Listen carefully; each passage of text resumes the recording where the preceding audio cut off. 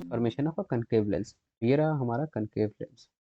ये concave lens जो होता है हमारा, यहाँ पर ये हो गया ऑप्टिकल सेंटर, ये हो गया फोकस F1, यहाँ पर ये हो गया हमारा सेंटर ऑफ कर्वेचर जिसको हम लोग 2F1 कहते हैं, ये हो गया F2 और ये हो गया 2F2।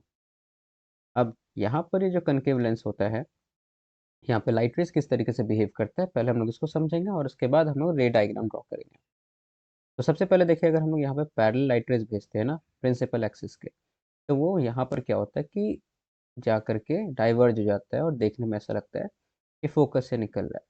ठीक है, यहाँ पर ये सेम साइड, जिस साइड से रेज आ रहा है ठीक उसी साइड के फोकस, वही उसका प्रिंसिपल फोकस होता है क्योंकि लाइट रेज वहीं से इमर्ज होता है और फील होता है।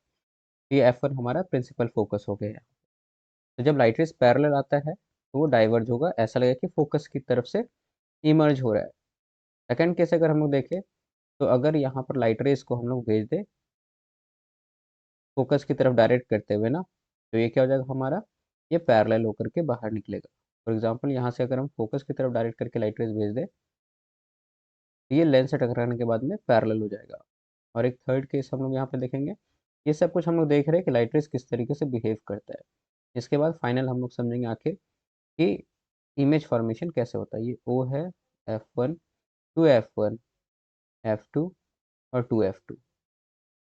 यहाँ पर लाइट रेज को अगर हम लोग ऑप्टिकल सेंटर के थ्रू सेंड करते हैं, ये टकराने के बाद में स्ट्रेट पाथ को फॉलो करते हुए आगे बढ़ जाएगा।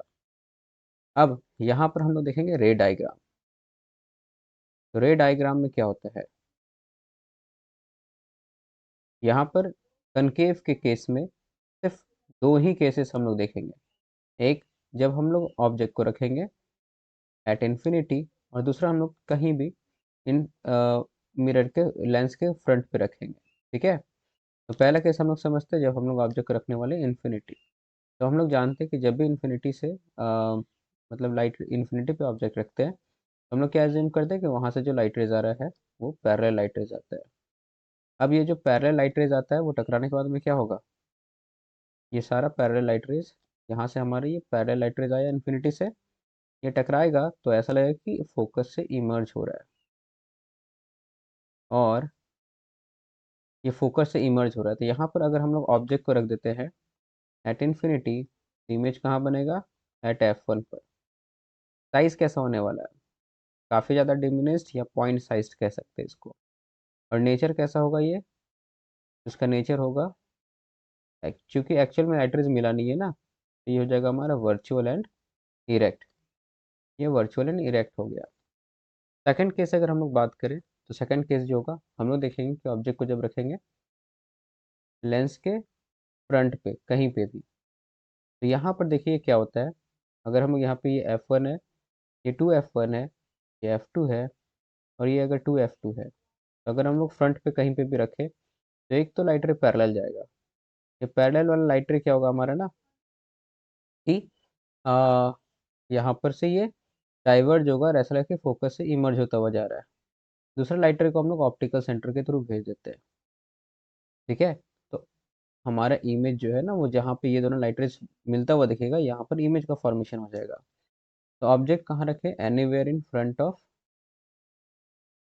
लेंस, तो इमेज कहाँ बनेगा, हमेशा इमेज F1 और O के बीच बनेगा।